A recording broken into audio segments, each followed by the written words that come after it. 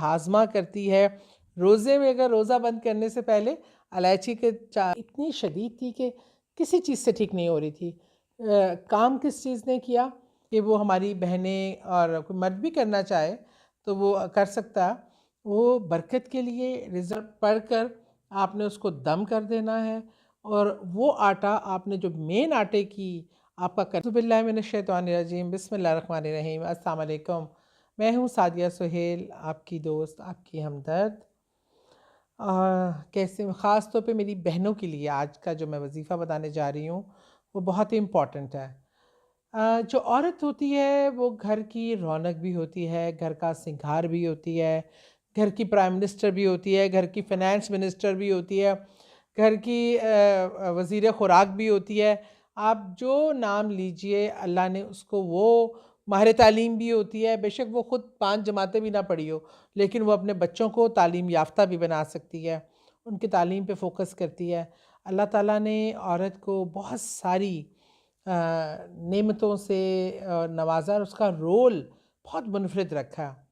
और घर गृहस्थी चलाना, ख्वाह वो औरत कोई मिनिस्टर हो, प्राइम मिनिस्टर हो, सदर हो, एक घरेलू आम औरत हो, डॉक्टर हो, इंजीनियर हो, किसी न किसी तरीके से उसका अपना घर और ख़ास तौर पे बतौर ख़ास अपने किचन से उसकी एक लगावट है, एक अफ़ादियत है, एक जो उसका रिश्ता है, वो हमेशा कायम रहता है।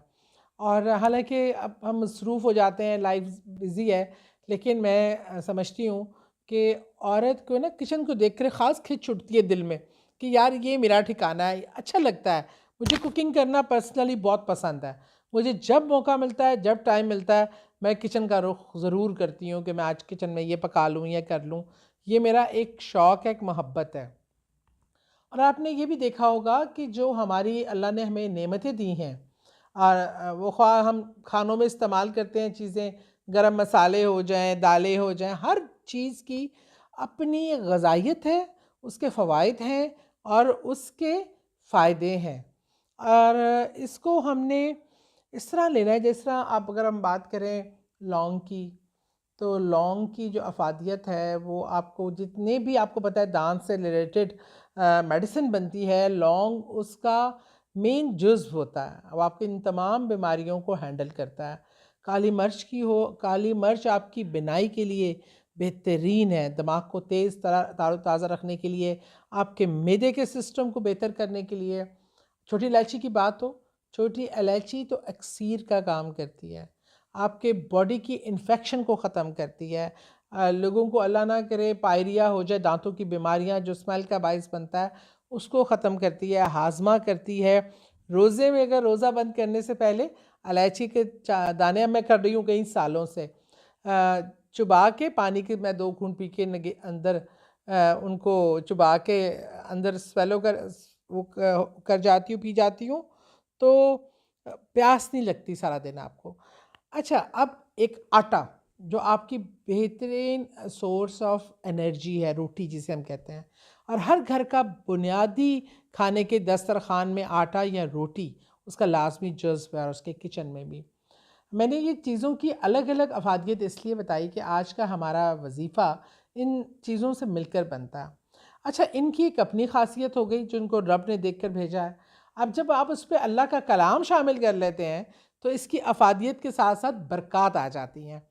मतलब कोई चीज़ भी अल्लाह ने बग़ैर मकसद, बग़ैर मायने नहीं बनाई। कुदरत की बनाई हुई चीज़ों से ही हम इस्तिफ़ादा कर लें तो मेरे ख़्याल में बहुत ज़्यादा आपकी फ़ार्मास्यूटिकल कंपनी बंद हो जाती हैं। और मैंने इसकी मिसाल इस बार प्रैक्टिकली इस तरह की कि मुझे वायरल इन्फेक्शन हुआ और बहुत शदीद फ्लू और खांसी और कफ़िंग बहुत थी। मैंने इस बार कोई मेडिसिन नहीं ली। यखनी से, कावे से, जोशानदे से अपने फ्लू को बेहतर किया और खांसी मेरी इतनी शदीद थी कि किसी चीज़ से ठीक नहीं हो रही थी। काम किस चीज़ ने किया?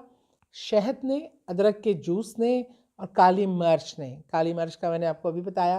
काली मिर्च कूट के, अदरक का जूस निकाल कर, शहद को गर्म करके वो जब मैंने 2 बार पिया, हार्डली सिर्फ 2 बार, तो मेरी खांसी, वरना मैं इस तरह आपसे बात ही नहीं कर पा रही थी, बिल्कुल अंडर कंट्रोल हो गई। अल्लाह की बनाई नेमतों का ना कुछ साइड इफ़ेक्ट्स है। अच्छा, अब किचन में हमारा क्या मकसद होता है कि रिज़्क़ की बरकत। आज हर घर का मसला 3 वक़्त की रोटी है। आप ये देख लें कि हम सारी स्ट्रगल, सारी हमारी ज़िंदगी जो दौड़-भाग में गुज़रती है, उसका मकसद होता है इस पेट की आग को बुझाना। हाँ, अब हमने बहुत बढ़ा लिया, अब हमें महँगा फर्नीचर भी चाहिए, महँगे कपड़े भी चाहिए। बेसिक नीड इज़ रोटी, खाना, 3 वक़्त का खाना जो आपका पेट भर दे या 2 वक़्त का खाना, पानी, ये आपकी बेसिक नीड्स हैं।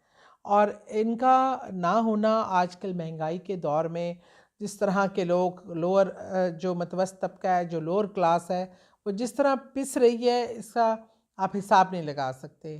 तो आज मैं जो आपको वज़ीफ़ा बताने लगी हूँ, वो वज़ीफ़े को बताने का मकसद ही यही है कि वो हमारी बहनें और कोई मर्द भी करना चाहे तो वो कर सकता।